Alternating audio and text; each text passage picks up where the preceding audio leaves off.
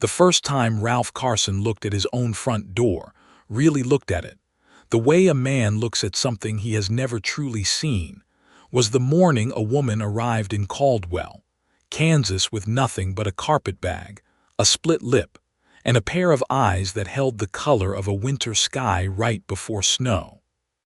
That was the spring of 1882, and Ralph had been living in the same house on the edge of town for exactly 30 years, having been born in the back bedroom while a thunderstorm rolled off the prairie and his mother screamed into a folded quilt.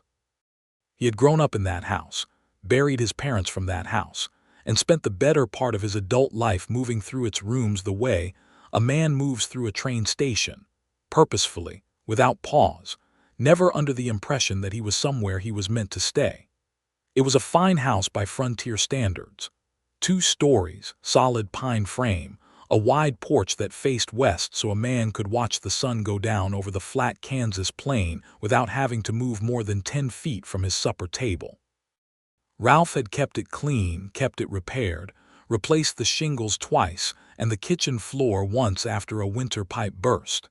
He had never, in 30 years, hung a picture on any wall. He had never planted anything in the yard that wasn't practical: no flowers, no decorative shrubs, nothing that served no purpose but to be looked at. He kept a vegetable garden along the south fence, a chicken coop, a water pump, and a barn for his 2 horses and the mule he used for hauling. Everything was functional. Everything was correct. Nothing about the place had ever once felt like a home. People in Caldwell knew Ralph Carson as a reliable man, which was another way of saying they knew him as a quiet one. He was the town's deputy sheriff, had been for 11 years under Sheriff Hank Pruitt, and before that he'd spent 6 years pushing cattle up from Texas on drives that started in Abilene and ended nowhere in particular. He was 30 years old, broad through the shoulders, with dark hair that had started going gray at the temples in a way that made him look distinguished without him having asked for it.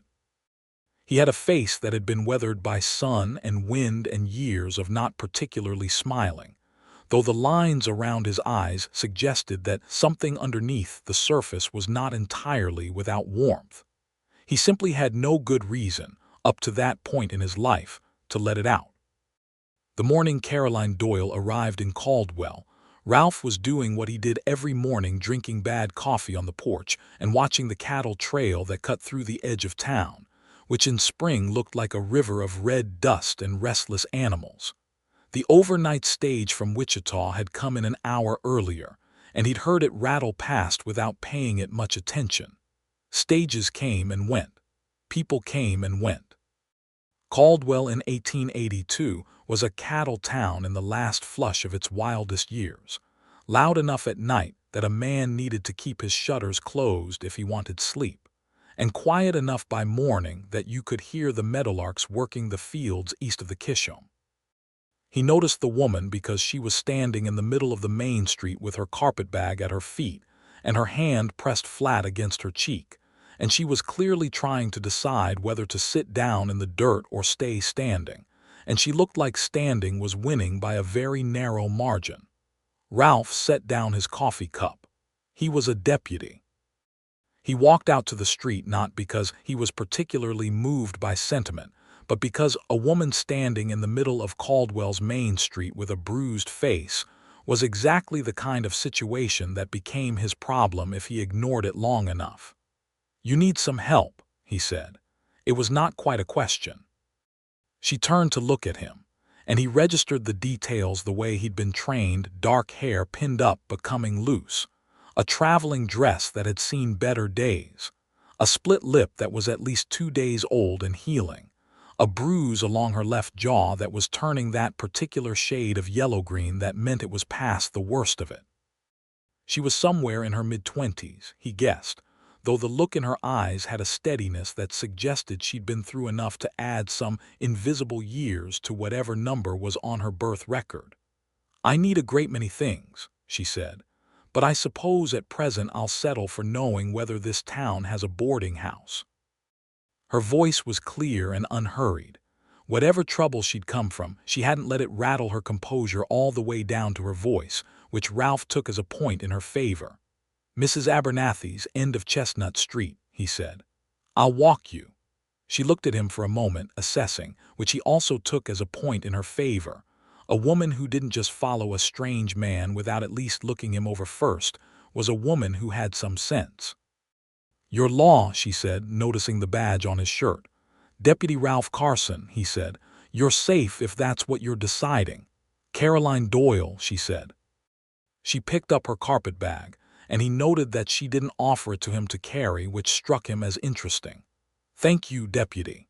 He walked her to Mrs. Abernathy's without asking about the bruise.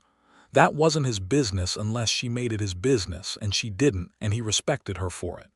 He tipped his hat at the door and went back to his cold coffee, and he told himself that was the end of it. It was not the end of it. Caroline Doyle had come to Caldwell from Wichita, where she had spent 18 months working as a seamstress for a dress shop on Main Street. Before Wichita, it had been Dodge City, where she'd worked in a hotel laundry, and before Dodge City, it had been St. Louis, where she'd grown up in a boarding house not entirely unlike Mrs. Abernathy's, raised by an aunt who was more practical than affectionate but who had at least made sure Caroline could read, sew, cook, and keep accounts. She had never been in one place long enough to call it anything. She understood that about herself. She was 26 years old, and she had been in motion for so long that stillness felt foreign, almost suspicious, as though stopping meant something was wrong.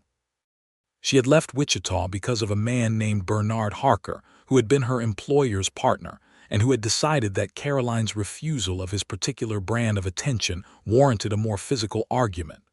The split lip was Bernard Harker's argument. Caroline's response had been to pack her bag, take her last wages, and board the first stage heading anywhere that was not Wichita. The stage went to Caldwell, so she went to Caldwell. She had no plan beyond that. She had $22 and a set of sewing needles and the knowledge that her hands were capable and her mind was sharp. And she had learned, over the course of 26 years, that those things were generally enough to get started somewhere new.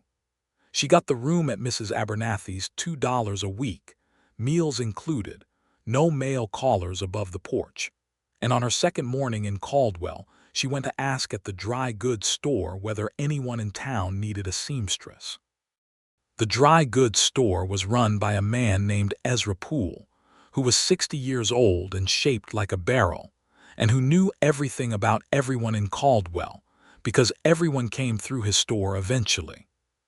He told Caroline that Doc Mercer's wife had been complaining for 2 years that there was nobody in town who could do proper alterations, that the schoolteacher Miss Hartley needed new curtains made for the schoolhouse, and that the Cattlemen's Association held a spring social dance in May every year, and that the wives always needed new dresses made and had nobody decent to make them.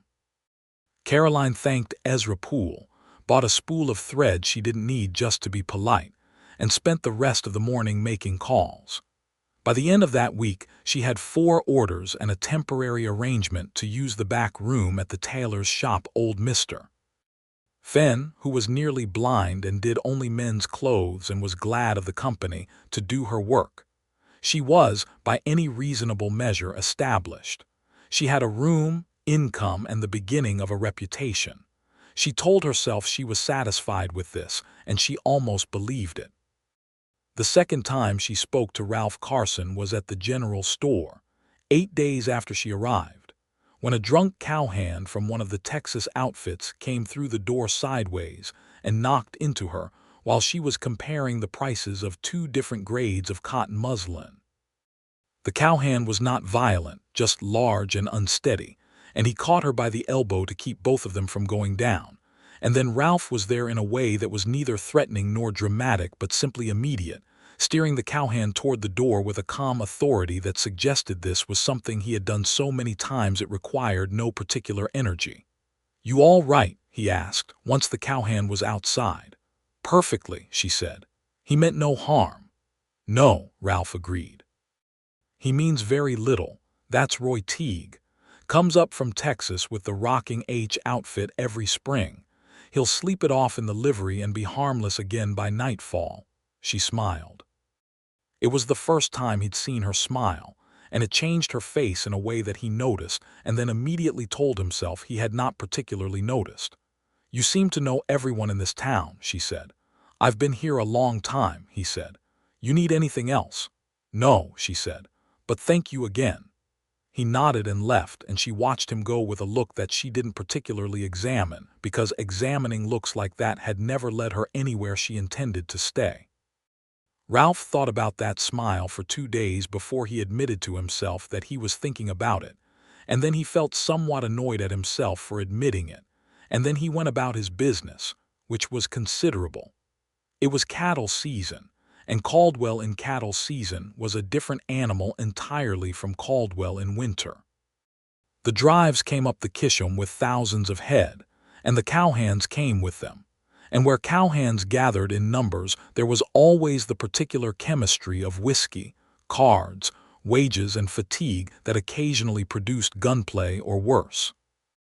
Ralph spent the better part of every day keeping a lid on the cauldron, and he was good at it, and it left him little time for thinking about women with winter sky eyes.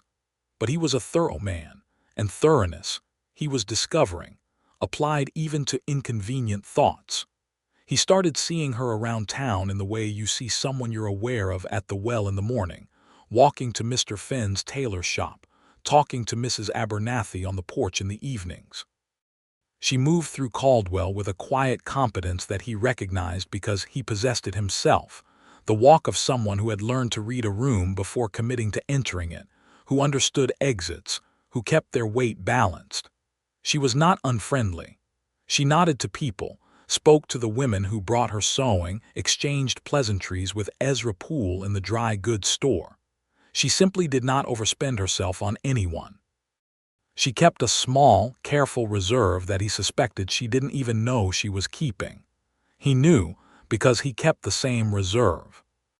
He had kept it his whole life, in this house that was not a home, in this town that was familiar but never quite felt like his. He had lived 30 years in the same 4 walls and never once sat down in any room of it and thought, "I am exactly where I am supposed to be." The spring social dance was on the 15th of May, held in the large hall above the feed store, which was the only space in Caldwell big enough to hold the Cattlemen's Association and their wives, and the various townspeople who attended.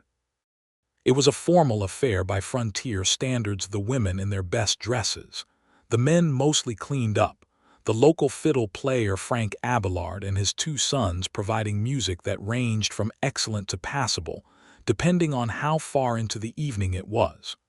Ralph went because he went every year. It was expected of him as deputy, since Sheriff Prout was no longer much for crowds, and because the Cattlemen's Association kept the peace in Caldwell in ways that were as important as the badge on Ralph's chest, and because a man who never went anywhere was eventually a man people stopped informing, and information was half of what kept a town safe. He was standing near the far wall with a glass of lemonade. He drank sparingly, as a rule on duty, when Caroline Doyle came in. He knew it was her before he fully turned, something in the periphery of his awareness registering her the way it registered anything worth noting. She was wearing a dress the color of deep sage, fitted at the waist, with the kind of precise, deliberate stitching at the cuffs and collar that spoke of someone who sewed not merely for function but for pride. She'd done something careful with her hair. The bruise was entirely gone. She came in with Mrs. Abernathy and Mrs.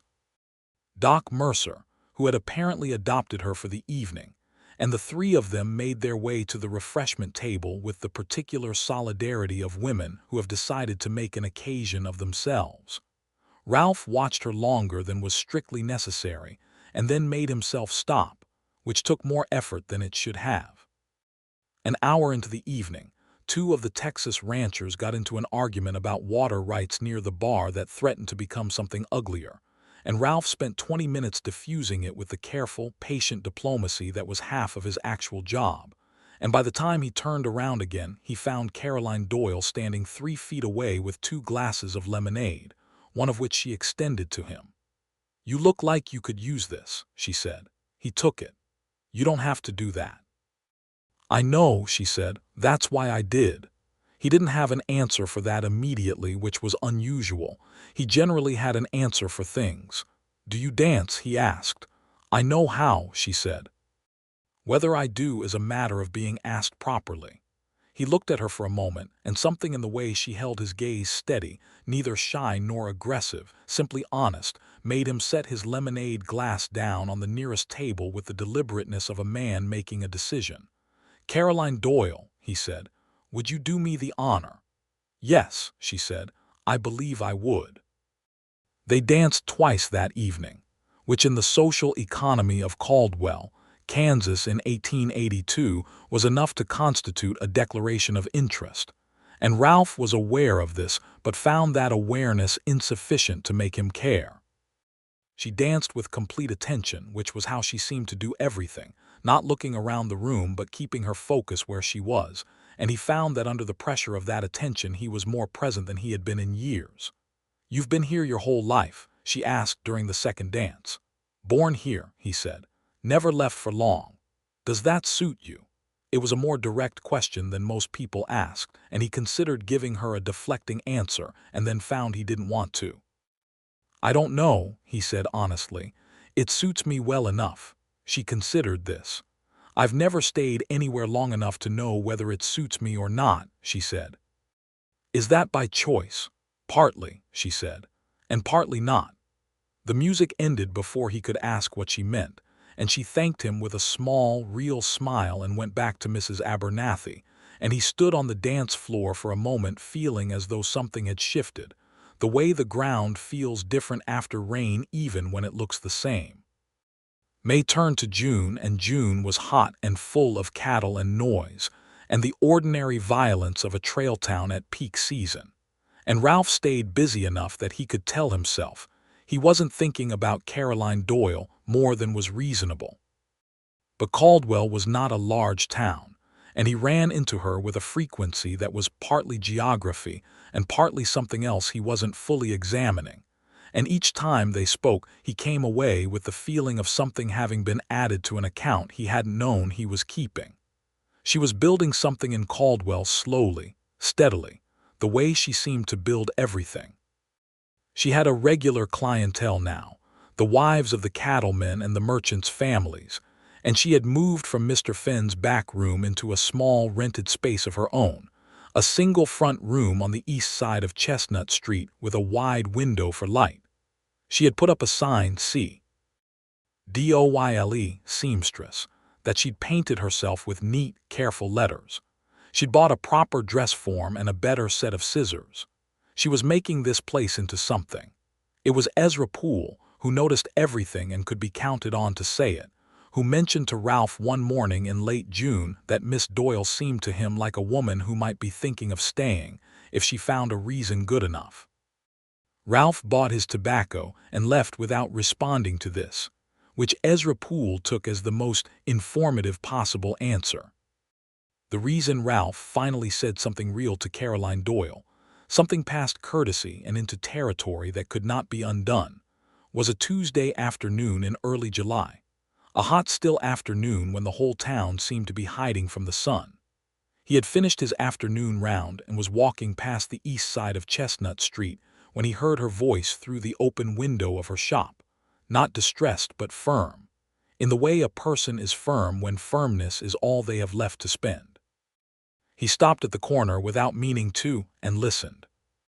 She was speaking to a man whose voice he recognized after a moment as Dale Moffat, one of the cattlemen's younger associates, a man who was not violent but who had the habit of pressing his company on women who had not invited it, and who had apparently decided that Caroline Doyle's shop was a suitable place to press it this particular afternoon.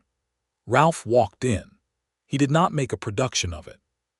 He came through the door the way he came through most doors, as though he had every reason to be there, and he said, "Afternoon, Dale," in the tone that meant the conversation that was happening was over, and Dale Moffat, who was not stupid, read that tone correctly and left with a manufactured excuse that fooled no one. Caroline was standing behind her work table with her scissors in her hand, not as a weapon, but because she'd been working when he came in and she hadn't put them down. She looked at Ralph without embarrassment and without excessive gratitude, which he appreciated. "I had that in hand," she said. "I believe you," he said. "I didn't come in because I doubted it." "Then why?" He thought about this. "Because I wanted to," he said, "and because he won't come back now, whereas with only you he might have tried again." She turned this over, considering it as a practical rather than sentimental point which he suspected she preferred. "Fair," she said. "Thank you." He sat down in the chair beside the door, the customer's chair, he supposed, without being invited, which was unusual for him. He was not a man who made himself at home in other people's spaces. Something about this room, which was very like its occupant, orderly, precise, full of an underlying warmth that wasn't broadcast but wasn't hidden either, made him want to stay in it a little longer. "Can I ask you something?" he said. "You can try," she said, which was not unkind.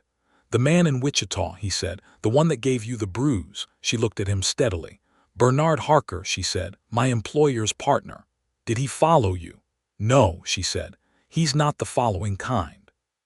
He's the kind that moves on to the next convenient target." She said it without bitterness, only with the flat accuracy of someone who has assessed a situation honestly. "Why do you ask?" "Because I've been the law in this town for 11 years, he said, "and I like to know what might come through." She watched him. "Is that the only reason?" The honest answer was no. The honest answer was that she had been in this town for 2 months and he had thought about her on more occasions than was professionally necessary, and that he was sitting in her shop not because of Dale Moffat but because something in him had been waiting for a reason to be here. He was not, however, a man who was practiced at saying things like that out loud. "No," he said, "it's not the only reason."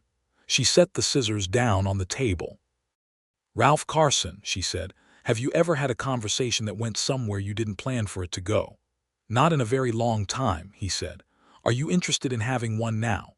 "Yes," he said. "I think I am." So they talked. Not about anything that would look remarkable, written down her work, his work, the town, the cattle season, what the summer would bring. But there was something in it, some quality of attention on both sides that made it feel like more than the words.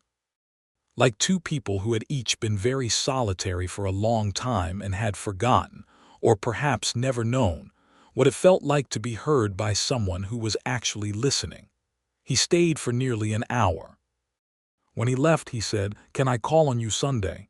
"Yes," she said. He walked back to his house on the edge of town through the afternoon heat and stood on the porch for a moment looking at the front door. And for the first time in his life it occurred to him, in a way he could not quite articulate, that the thing the house had always lacked was not a piece of furniture or a coat of paint, but a particular quality of intention. The intention of someone who cared about what happened within those walls, not as maintenance but as feeling. He shook this thought off, went inside and made a passable supper, but the thought came back while he was washing up, and it was still there in the morning when he woke. He called on her Sunday with a bunch of wildflowers he'd cut from the field behind the water tower, which cost him nothing but the embarrassment of being seen doing it by Ezra Poole, who saw everything. They walked out along the river road east of town, which was lined with cottonwoods, and ran beside a shallow bend of the Arkansas that was wide and slow in the summer heat. It was the kind of walk that had no agenda beyond itself, which was also a kind of rarity for both of them. She told him more about her life in pieces sent. Louis, the aunt who raised her, the various towns and various jobs, the way she had moved from one place to the next, always under the conviction that the next one would be the right one, without ever quite being sure what right meant. He listened in the way he listened to everything, completely, without interrupting. "You've been looking for something," he said when she paused. "Haven't you?" she asked. "I stopped looking," he said. "I'm not sure that's better." She stopped walking and turned to look at him, and the afternoon light was doing something specific to her eyes, and he found himself holding very still. "What made you stop?" she asked. "Nothing made me," he said. "I just ran out of the particular kind of hope it requires. I had a house, I had a job, I told myself that was enough, and eventually I stopped noticing it wasn't. The honesty of this surprised him even as he said it. He was not in the habit of saying things like this. He was not in the habit of having anyone to say them to. She was quiet for a moment, looking at the river. "I think stopping is the more honest thing," she said finally. "At least you knew what you had." I kept moving and kept telling myself the next place would feel like something, and it never quite did, and I just kept going anyway. "Until here," he said. She looked at him sideways. "I haven't decided about here yet." "Fair enough," he said. "Neither have I," but they both knew, walking back to town in the late afternoon with the cottonwoods casting long shadows and the sound of the river following them, that something about that particular exchange had committed them both to finding out. July deepened and the heat became serious, the kind that sits on the Kansas plain like a presence, and Caldwell sweated through its cattle business and its saloon arguments and its ordinary commerce. Ralph and Caroline fell into a rhythm that was careful on the surface and anything but careful underneath. He called on her Sundays and sometimes Thursday evenings. They walked. They sat on Mrs. Abernathy's porch when the evenings were cool enough. They went to the occasional social gathering that Caldwell produced. He brought her things occasionally, not expensive things, because he was a deputy and not a rich man, but thoughtful ones. A particular kind of thread color she'd mentioned wanting, a book of poetry he'd come across at the dry goods store, a small jar of the local honey that was sold by the beekeeper who lived 2 miles south of town. She received these things with the direct gratitude of a woman who didn't make a performance of it but who genuinely valued them, which was worth more to him than any performance would have been. She came to his house once in late July, at his invitation, on the pretext of needing to measure the kitchen curtains that he had mentioned, truthfully, were falling apart. She stood in the doorway for a moment before coming inside, and he watched her take in the rooms, the plainness of them, the absence of decoration, the functional precision that was the spatial equivalent of his personality, and he felt, for the first time in 30 years, a mild embarrassment about what those rooms said about him. "You've been here your whole life," she said, moving through the kitchen, "and there isn't a single picture on any wall." "I never saw the point," he said. She turned and looked at him with an expression he couldn't fully read. "That's the saddest thing you've ever said to me," she said, but she said it gently, without cruelty. "Is it?" "Decorating a space is how a person says that they plan to stay in it," she said. "If there's nothing on the walls, it means some part of you was always ready to leave." He stood in his own kitchen and thought about this with the seriousness it deserved. He had never considered himself a man who was ready to leave. He had been here 30 years, after all. But she was right that he had never committed to the place in any deeper sense than physical presence.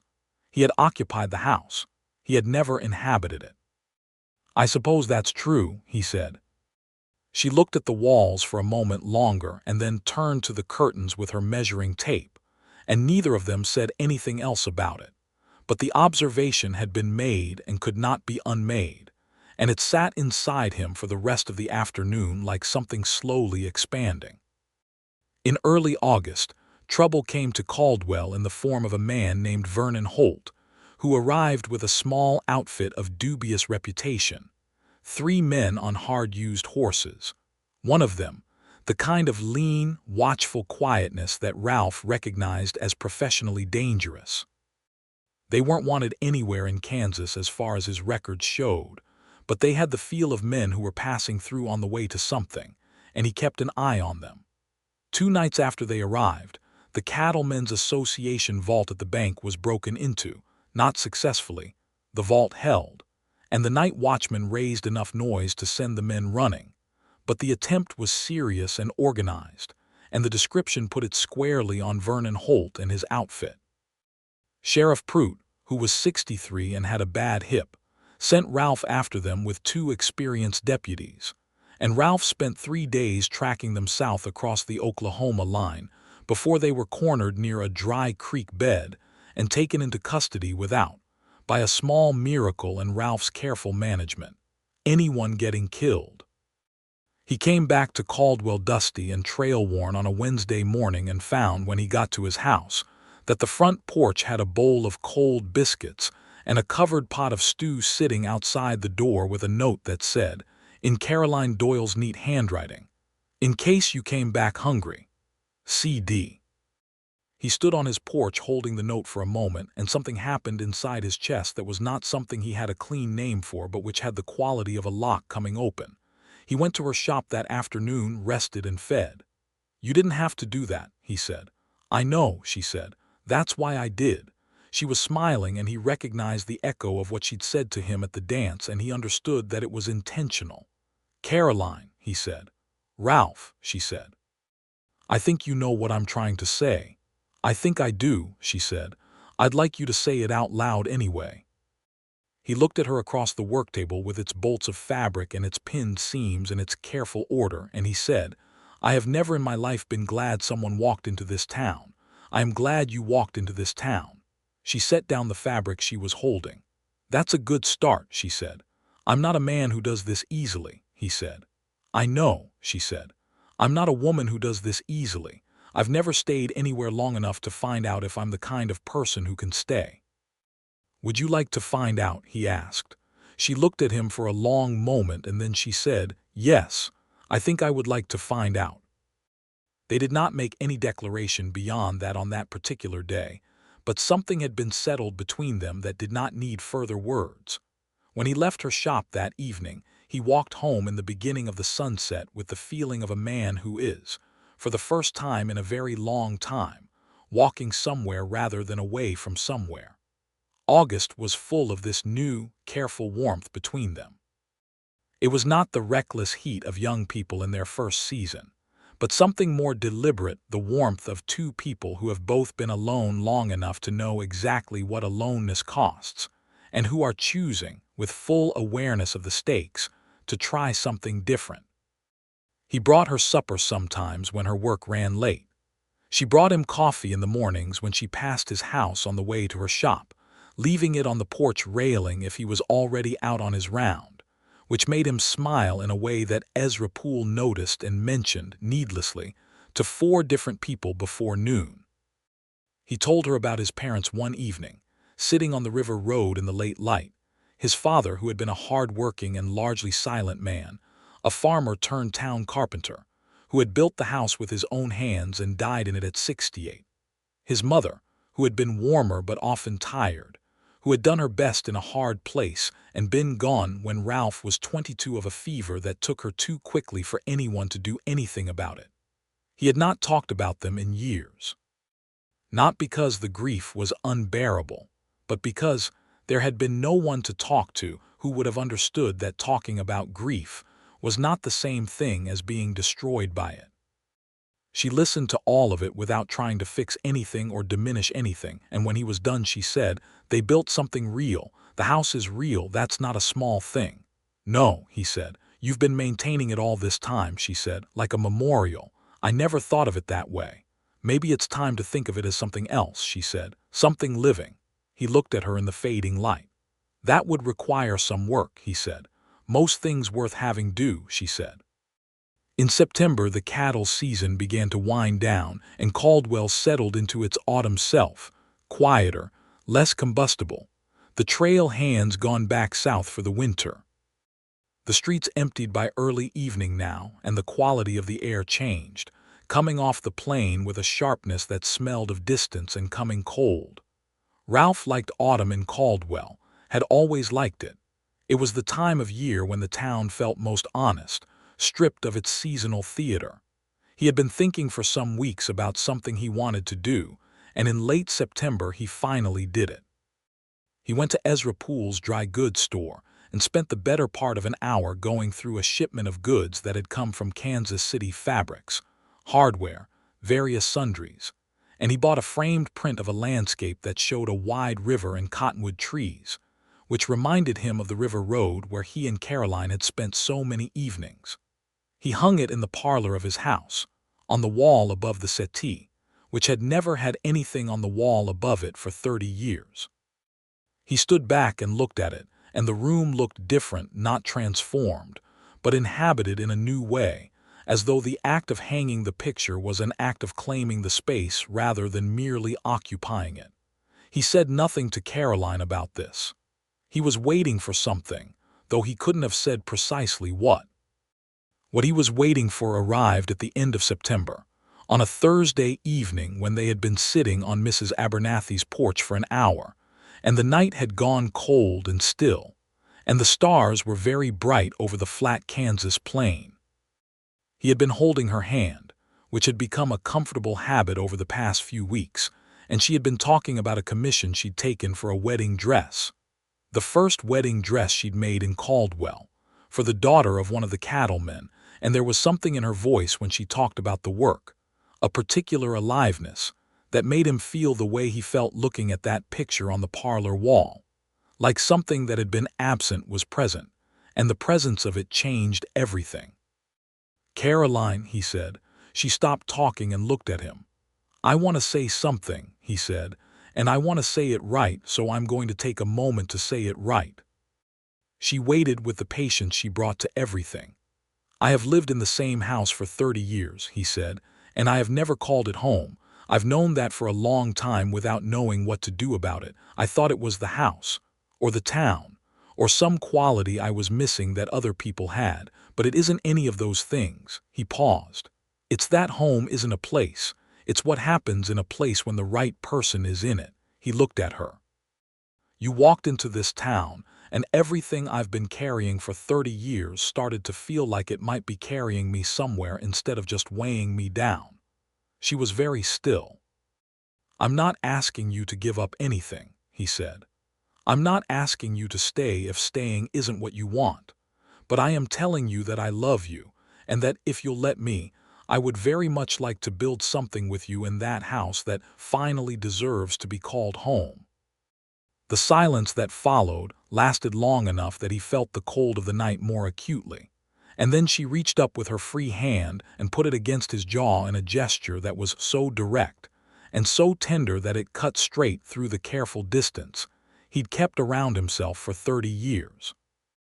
"I have been in motion my whole life," she said, "and I have never understood what I was looking for until I stopped moving. I stopped moving here, in this town, with you." Her voice was steady, but there was something in it, an underlying current that he recognized because he felt it too.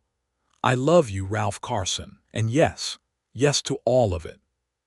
He kissed her for the first time right there on Mrs. Abernathy's porch, in the cold September night with the stars very bright and the prairie stretching away in all directions, and it felt like something that had been building for a very long time finally arriving, with all the rightness of something earned. Mrs. Abernathy appeared at the front door approximately 40 seconds later with a lamp and an expression of satisfied vindication that she didn't bother to disguise. "It's about time," she said. "I've been waiting for this since May." "Good night, Mrs. Abernathy," Caroline said, without turning around, and the old woman laughed and went back inside. They were engaged 3 weeks later. Ralph went to Mrs.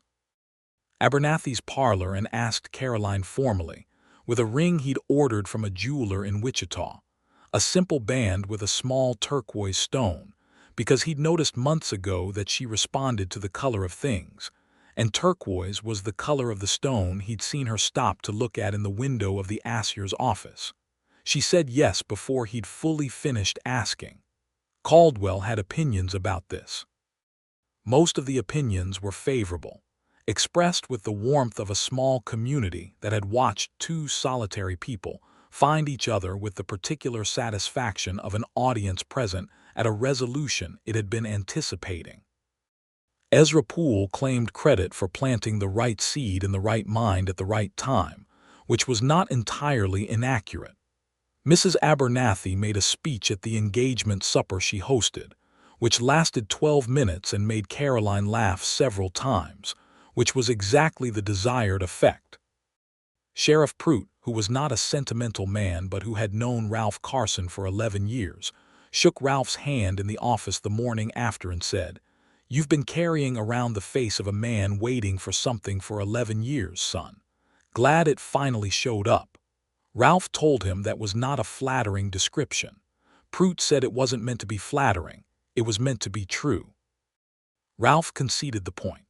The wedding was in November. They married in the Methodist church on the north end of Caldwell's Main Street, a small, plain building that nevertheless had a quality of light through its east windows on a clear morning that made it feel large. Caroline made her own dress, naturally pale ivory wool with careful embroidery at the collar and cuffs, not elaborate but exact in the way everything she made was exact. Ralph wore the dark suit he'd had for 10 years, which Mrs. Abernathy had pressed so thoroughly that it looked almost new. The ceremony was attended by most of the town, which was not entirely surprising. Ezra Poole sat in the second row and looked proud of himself. Sheriff Prout sat in the back with his bad hip and his good handkerchief. The women who had been Caroline's clients for the past several months sat in a block on the bride's side and provided the emotional response to the vows that the assembled cattlemen were too dignified to display openly. Ralph had not expected the force of the moment when it came. He had stood at that altar watching her walk up the aisle toward him, holding a small bunch of late autumn wildflowers that he'd found by some miracle still alive in the field behind the water tower. And the feeling that moved through him was so thorough and so clean that it rearranged something at the root of him. He had spent 30 years at a distance from his own life, managing it rather than inhabiting it, and standing there watching her come toward him, he understood for the first time with his whole body, not just his brain, what it meant to be fully present in a moment. When she reached him and took his hand, she looked up at him with those winter sky eyes and said, very quietly, just for him, "Here we are." "Here we are," he said, and meant it completely. After the ceremony, there was a reception in the hall above the feed store, where they had danced their first dance together 6 months before, and Frank Abelard and his sons played with a warmth and precision that suggested they, too, understood the significance of the occasion. Ralph danced with his wife, and felt the word in his mind with a quiet, solid pleasure that was entirely new. Caroline danced and laughed and accepted congratulations with the kind of real, unguarded happiness that she had kept carefully rationed for most of her life, and which now seemed to have been let out all at once like something that had been waiting for permission. They spent their wedding night in the house on the edge of town, the house that Ralph had been born in and grown up in, and maintained for 30 years without ever once calling home. He had, in the weeks before the wedding, done something that had cost him a great deal less effort than he'd expected.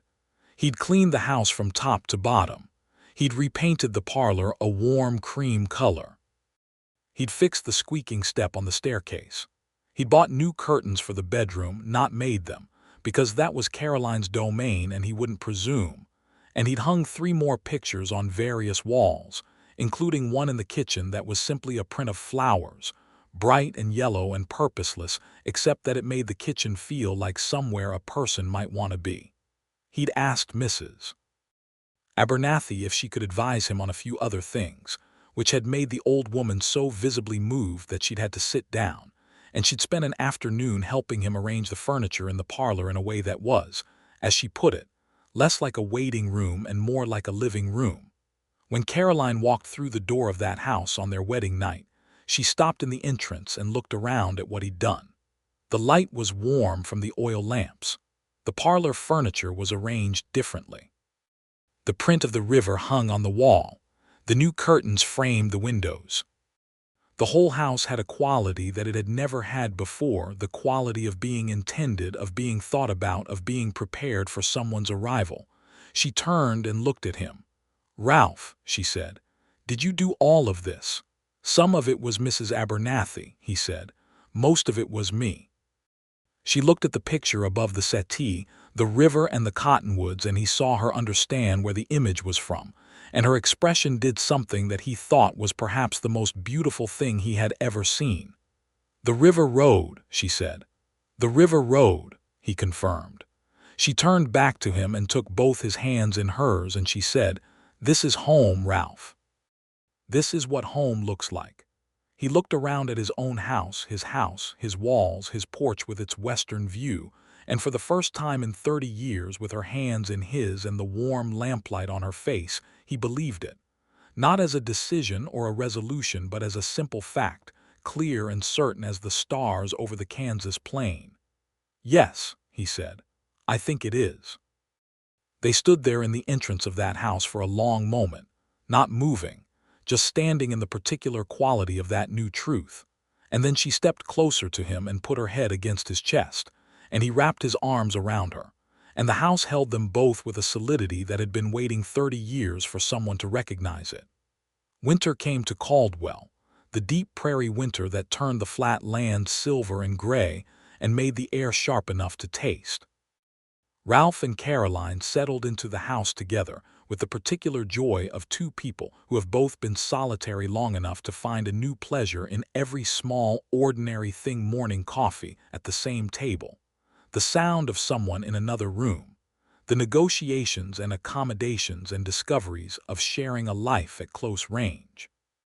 She moved her sewing shop into the front parlor during the worst of the winter months, because the rented space on Chestnut Street was too cold to work in without considerable expense, and Ralph cleared out the unused furniture from the parlor's east end and helped her set up her dress form and her work table near the window. The house filled with the soft sounds of her working, the snip of scissors, the whisper of fabric, the occasional quiet singing she did without seeming to notice she was doing it.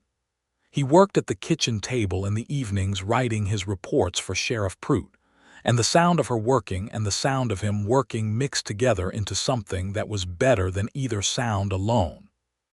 He learned things about her that he hadn't known, that she was fierce about keeping her accounts, that she could read a map better than most men he knew, that she had a very specific opinion about the proper way to make coffee that she expressed with a certainty he found entirely charming, that she occasionally had nightmares that were clearly about Wichita and about other things he only gradually came to understand, and that the right response to these was neither questions nor reassurances but simply presence. His hand on her shoulder in the dark, something solid and real and undemanding.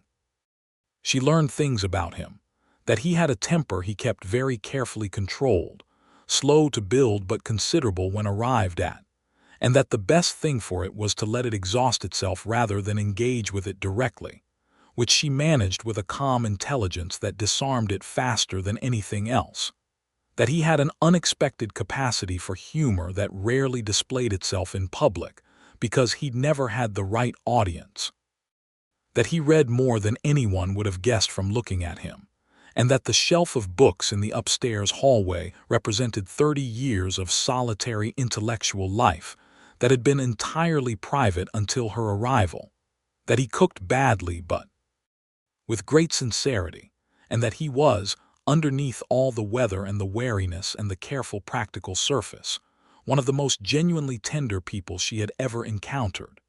February brought a blizzard that kept all of Caldwell indoors for 3 days and covered the prairie in a white that went to every horizon without interruption. Ralph and Caroline spent the 3 days in the house together, which tested and confirmed things in ways that fair weather could not.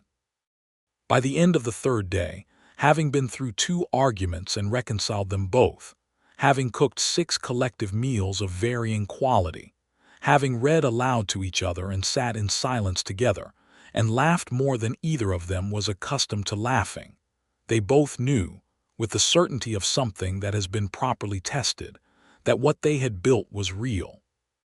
March came and Caroline told him, one morning over breakfast, in the matter-of-fact way she approached all significant things, that she believed she was going to have a child. The spoon he'd been holding went down on the table with a small sound. He looked at her across the plates and the coffee cups in the morning light of the kitchen with the yellow flower picture on the wall behind her, and the feeling that moved through him was so much larger than anything he had language for that he simply sat with it for a long moment. "Are you happy?" she asked, not anxiously but honestly. "Yes," he said. "More than I know how to say," she smiled. "That's enough," she said.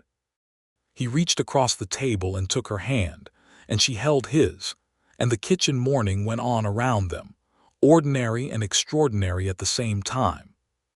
Spring returned and the cattle season began again, and Caldwell came back to life with all its noise and color. But the house on the edge of town had a different quality to it now, a different gravity. Caroline's sewing practice had moved back to Chestnut Street with the warmth, and her business was thriving. She'd taken on a girl named Mary Tuck as an apprentice, 17 years old and quick-fingered and eager, and the two of them together were producing more work than Caroline could have managed alone. She had a reputation in Caldwell now that extended beyond a reputation for good sewing. She was known as a woman who could keep accounts, who dealt honestly, who was as steady as the deputy she'd married, and who had come from nowhere with nothing and built something real by the work of her own hands. People respected this. It was a currency that meant something in a frontier town. Ralph was promoted in June of 1883 to Sheriff of Caldwell. Sheriff Prout retired, finally admitting that the hip was going to win, and the Cattlemen's Association and the town council voted unanimously on Ralph's promotion, which surprised no one except Ralph, who had not been certain of it, and who received the news with a quiet dignity that disguised his very genuine pleasure. He had been working toward this, in one sense, for 11 years, and in another sense he had not allowed himself to want it too openly, the way he had not allowed himself to want many things until recently. He came home that evening with the new badge in his pocket and told Caroline over supper, and she set down her fork and took his face in both hands and kissed him with a warmth that left him in no doubt of her feelings on the subject. "You've earned it 10 times over," she said. "I had good motivation," he said, "in the last year." "Is that what I am?" she said, laughing. "Motivation." "Among other things," he said. "You are also the only person who has ever been able to make that kitchen smell like it's worth walking into." "That is the most romantic thing you've ever said to me," she said. "I'm working on it," he said. "Give me time." She gave him the better part of every day, which he found to be sufficient. Their son was born on a warm September morning in 1883, in the back bedroom of the house on the edge of town, the same room where Ralph had been born 31 years earlier. The midwife, a capable and experienced woman named Mrs. Gant, managed the whole affair with professional efficiency, and Ralph spent 4 hours on the porch in various states of composure, while the September prairie went about its business around him, indifferent to the enormous thing happening inside those walls. When Mrs. Gant came out and told him he could come in, he went through the house to the back bedroom and found Caroline propped against the pillows with their son in her arms, tired and brilliant and entirely herself. And the baby was red-faced and furious in the way all new arrivals are furious, and Ralph sat on the edge of the bed and looked at both of them with a feeling that was so specific and so complete that it had its own quality, like a color he'd never seen before. "He needs a name," Caroline said. "Thomas," Ralph said, "for my father." She looked at him carefully, reading the weight of this. "Thomas," she said. "Yes." He held his son for the first time with the careful intentness of a man performing the most important task of his life, and Thomas Carson looked up at him with the blank, total focus of the newly born, and Ralph said very quietly, "Hello. I've been waiting for you." "Have you?" Caroline said from behind him. "For a long time," he said, without knowing it. The autumn of 1883 settled over Caldwell with its characteristic grace, and the house on the edge of town, which had stood for 31 years as a place where one quiet man lived without attachment, was now full of something that was unmistakably life. There was a baby in the back bedroom. There was sewing fabric in the front parlor. There were books on every available surface. There were flowers, dried ones from the summer, because Caroline had planted them in the yard along the south fence, the side that had been empty all of Ralph's life, in a jar on the kitchen table. There was the sound of someone singing in another room, and the sound of someone coming up the porch steps, and the particular sound of a house being inhabited by people who have chosen to be in it. Ralph stood on the front porch one evening in October, holding his coffee the way he'd stood holding it every morning for 30 years, watching the sun go down over the flat Kansas plain. The difference was that this time the door behind him opened and Caroline came out with a shawl around her shoulders and stood beside him, and after a moment she tucked herself against his side in the way she had come to do, and he put his arm around her and they watched the sunset together. "What are you thinking about?" she asked. "This porch," he said. "I've stood on it more mornings than I can count. I never once thought it was anything particular. And now." He looked at the door, the house, the windows where the lamplight was beginning to show as the dusk came on, and then at her. "Now I think it's the best place in Kansas," he said. She laughed softly and leaned into him. Inside, Thomas Carson made a sound from his cradle in the back bedroom, a small, demanding sound that was entirely new and entirely necessary, and Caroline straightened up. "I'll go," Ralph said. He went in through the door that he had walked through 10,000 times, into the house that he had occupied for 30 years.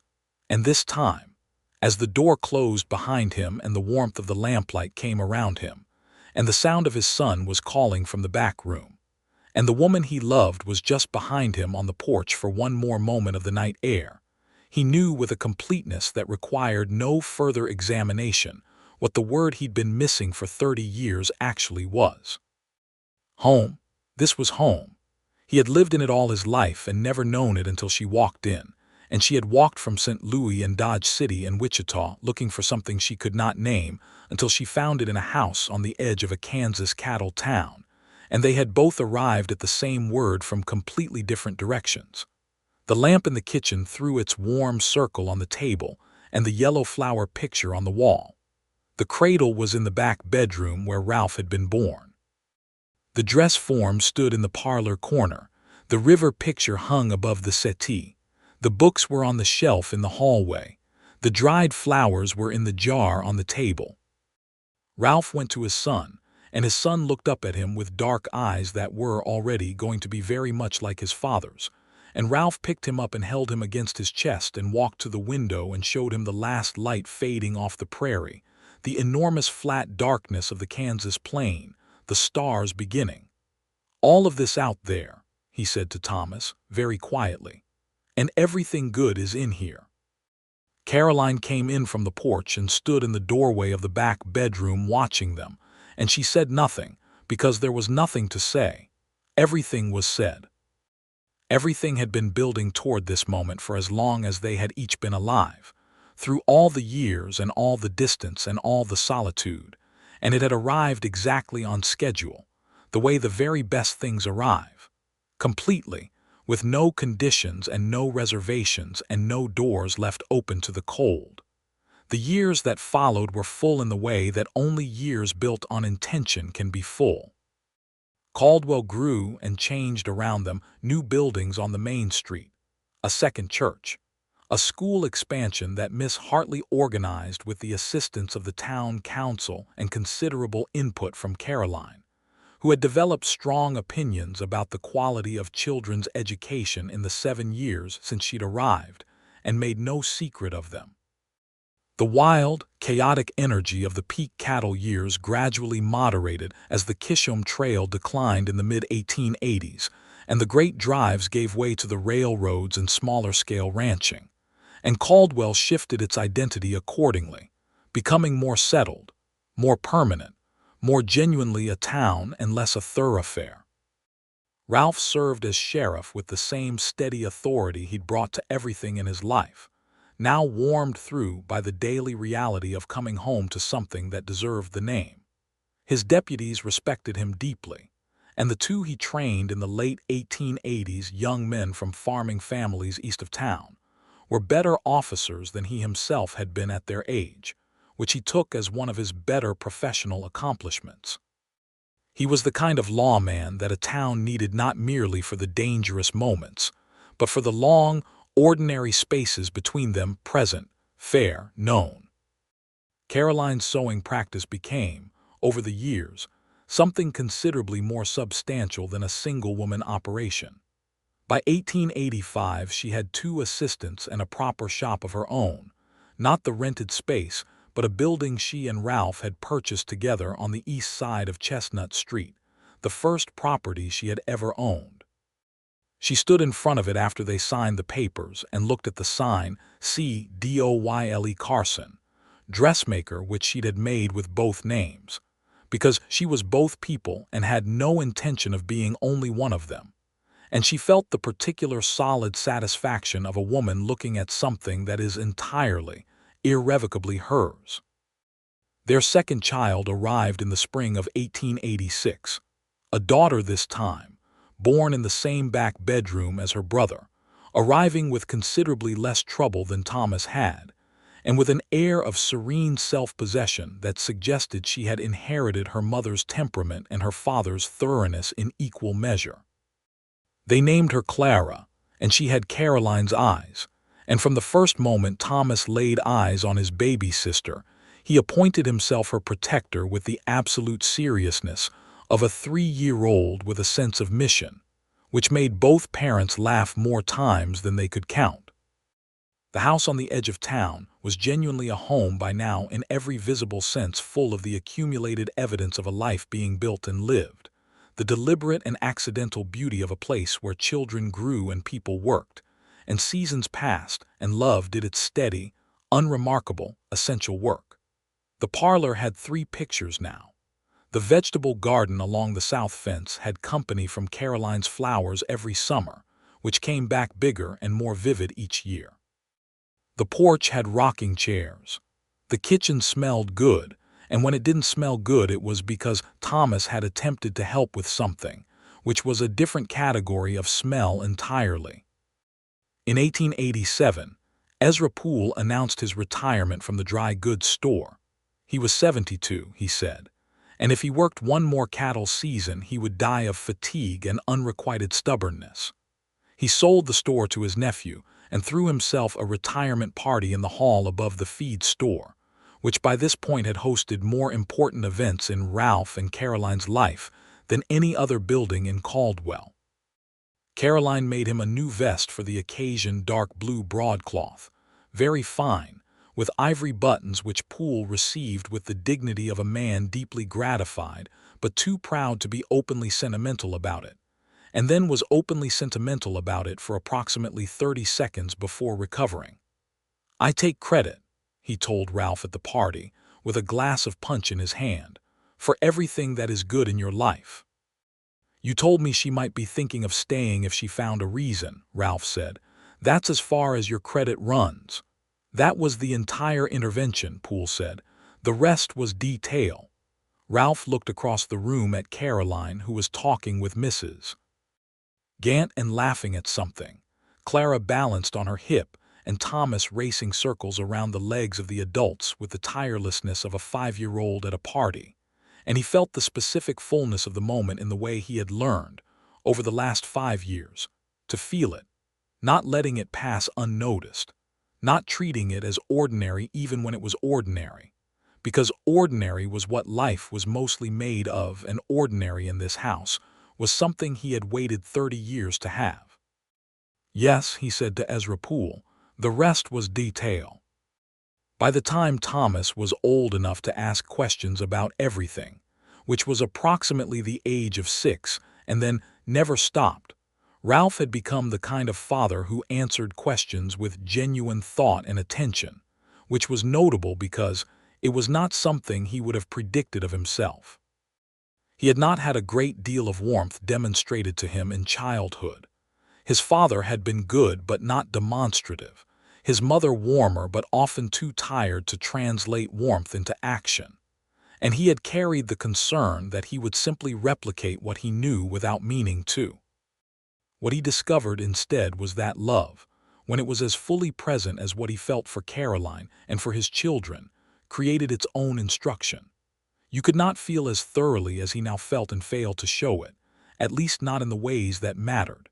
He taught Thomas to ride before the boy was 7, out on the trail road east of town with the flat sky overhead and the grass coming up green after the winter. He sat beside Clara on the porch in the evenings and told her the names of the stars in the way he'd taught himself from the almanac years ago when he was young and had no one to tell. Caroline watched these things with the expression of a woman who has found exactly what she was looking for and knows it well enough to hold it clearly. And sometimes at the end of an evening when the children were in bed and the house was quiet, she would say something to him that was small and direct and entirely true. "I love this life," or "Thank you for this," or "I didn't know it was possible to be this happy and have it stay." And he would say something back that was equally small and equally true, because they had both learned over the course of their years together that the great declarations were fine for the beginning, but that the real work of love was in the small, daily chosen words, the ones that said, "I see you, I chose you, I am here." In the spring of 1889, when Thomas was 5 and Clara was 3, Caroline found a letter from Wichita in the post. She brought it home and set it on the kitchen table and looked at it for a long moment before she opened it. Ralph came in from the barn and saw her looking at it. "Who's it from?" he asked. "I don't know yet," she said. And then she picked it up and opened it and read it, and after a moment she said, "It's from Margaret Poole, the dressmaker in Wichita who employed me, Bernard Harker's partner." She paused. "She writes that he died last November, a riding accident." Another pause. "She writes that she is sorry for what he did and that she should have done more to stop it." Ralph sat down across from her. "Are you all right?" he asked. She considered the question seriously. "Yes," she said. "I'm not glad he's dead. I'm just glad he can't do it to anyone else." She folded the letter carefully. "I'll write back to Margaret. She was never unkind to me. She was a coward about it, but she was never unkind." She got up and put the letter in the writing desk drawer and came back to the kitchen and put the coffee pot on, and that was the end of it. Not a wound, not a shadow, just a thing from the past that the past had settled, and the present was too full of itself to make much room for it. "You are the most practically wise person I have ever known," Ralph said. She poured the coffee and handed him a cup. "I learned from a very steady man," she said. "That's a generous interpretation," he said.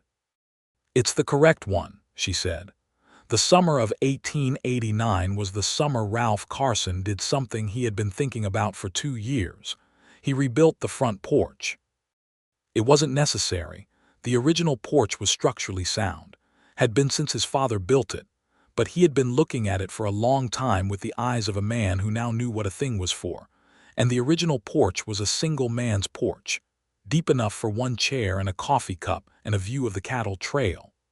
What the house needed now was a family's porch, wide enough for rocking chairs and a swing and children and evenings, a porch that invited staying rather than only waiting. He spent 3 weekends building it, with the help of 2 cowboys from the Rocking H outfit who were temporarily between drives and glad of the work.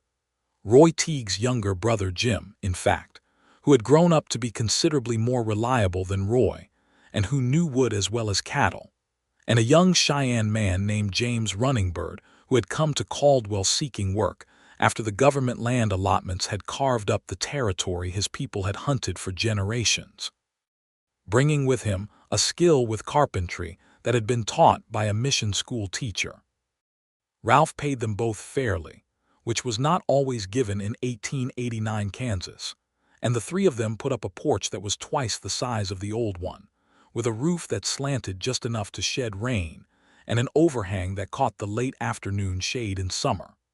Caroline, who had been told that it was a simple repair project, and had then watched it expand into a construction of some ambition, came out one Saturday afternoon to find a porch swing being hung from the new rafters. She stood on the new porch boards and looked at what Ralph and his 2 helpers had built and then at her husband. "This is not a repair," she said. "No," he said. "This is a porch for a house where people live," she said. "Yes," he said. It seemed overdue. She sat down on the swing and it moved gently, and the afternoon light came off the prairie and the cottonwood tree by the fence was in full summer leaf, and she said, very quietly, "Your father built this house." "He did," Ralph said.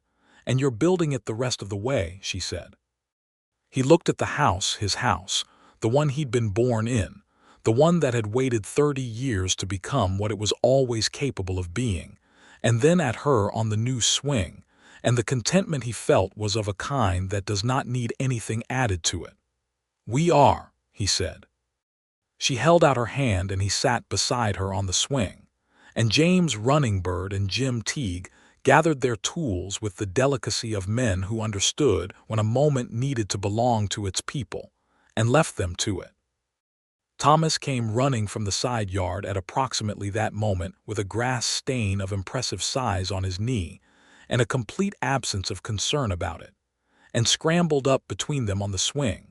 And Clara, who had been watching from the window, appeared at the screen door and demanded in the absolutely certain tones of a 3-year-old that she be included. Ralph got up and brought her out, and the four of them sat on the new porch swing in the late afternoon of a Kansas summer day, the sheriff and the seamstress and their 2 children, in the house that a carpenter had built 31 years ago, and that had waited all that time for exactly this. And the swing moved gently and the prairie went on forever in all directions, and the house held them, solid and warm and fully itself at last. In October of that year, sitting at the kitchen table after the children were in bed with the lamp between them and the autumn quiet outside, Caroline said to him, "Are you happy, Ralph?" He looked up from the report he'd been writing. He looked at her, at the particular, familiar, inexhaustible reality of her, everything he knew about her and everything he was still learning, the way her focus moved through a room, the way she held a pen, the steadiness of her that had not diminished in 7 years but had only deepened, the way she looked at him even now with those winter sky eyes as though he was the most interesting thing in the room.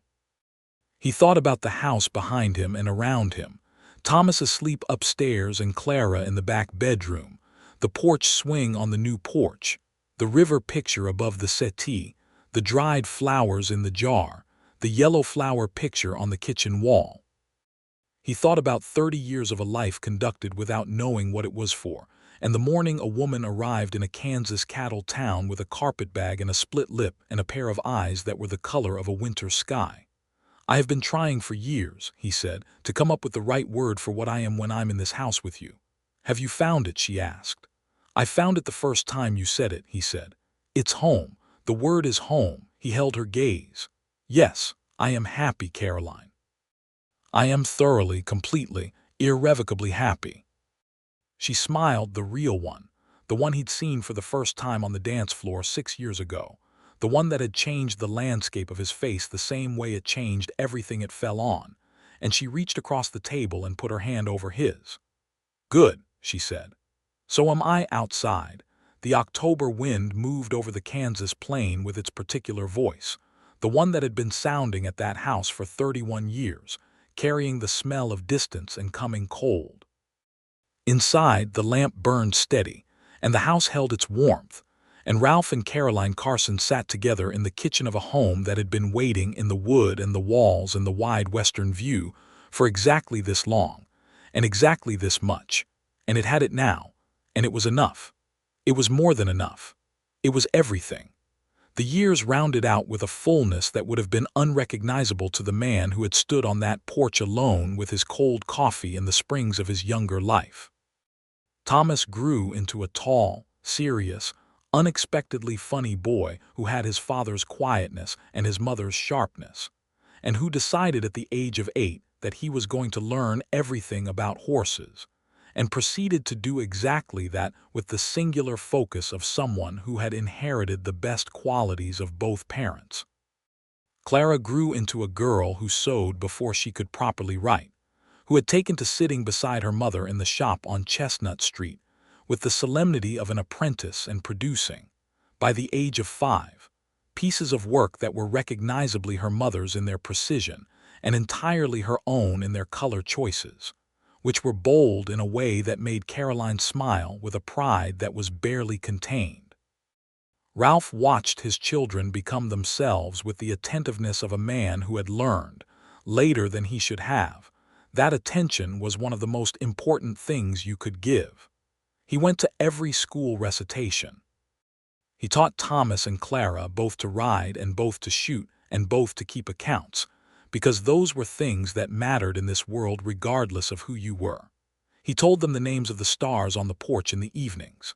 He read to them from the books in the upstairs hallway, and from new books that Caroline kept ordering from the catalog in Ezra Poole's nephew's store, and from the Bible on Sunday mornings in the Plain Methodist Church where he and Caroline had married. He was not a perfect father. He was occasionally too quiet when words were needed, too patient in the way that is actually a form of withholding.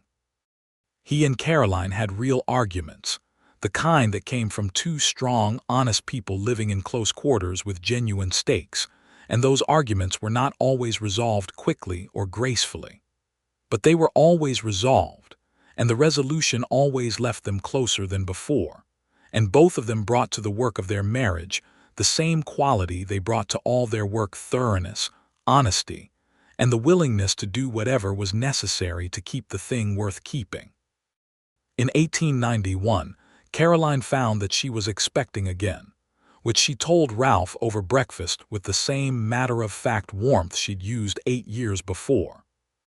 He received the news with the same completeness of feeling, only without the speechlessness, because he had learned in the intervening years to let the feeling out rather than hold it in. "Thomas is going to act very responsible about this," she said. "He acts responsible about everything," Ralph said. "And Clara is going to have opinions," she said. "She has opinions about everything," Ralph said. She laughed. "So do I. It's your best quality," he said.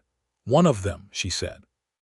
Their third child, another boy, born in the spring of 1892, at which point Thomas was 8 and Clara was 6, and both of them came to inspect their new brother with the gravity of a committee reviewing a proposal, was named William, for no particular family reason except that it suited him, which they could tell immediately, because he was from the first moment a child who suited everything around him with a peacefulness that his older siblings regarded with slight suspicion, and then accepted as his particular gift.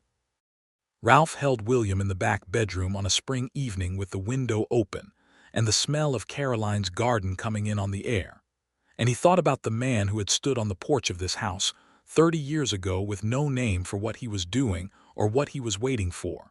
And he thought about the woman who had walked into Caldwell out of a stage from Wichita with $22 and a carpetbag, and the particular quality of someone who was still, despite everything, looking for something.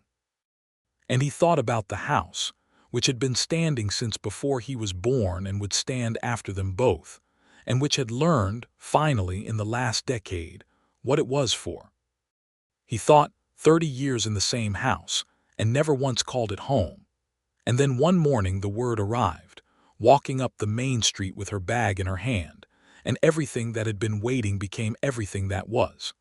He put William down in the cradle and went to find Caroline, who was in the kitchen with Thomas and Clara, all three of them in the middle of some project involving flour that had gotten substantially further than its stated borders. The kitchen had that particular quality of warmth and chaos, and laughing that he had come to know as the most reliable signal of home he possessed, better than any house or any street or any town. He stood in the doorway for a moment, not going in yet, just looking. Caroline looked up and saw him, and the look she gave him had in it all 7 years of their marriage and all the years before that when they had both been looking without knowing it, and all the years ahead of them that were not yet built but were coming, as certainly as the Kansas spring came over the flat horizon. "Don't just stand there," she said. He went in. The flower project got considerably worse after that, and Thomas was triumphant about it, and Clara had several opinions, and William slept through all of it in his cradle in the back bedroom. And outside the house, the spring evening went on across the prairie with its enormous sky and its wind that smelled of the beginning of things, and the house on the edge of Caldwell, Kansas, which a carpenter had built with his hands and his son had tended for 30 years, and a woman had walked into and changed forever, held all of them in its warm, solid, fully inhabited self, and was home.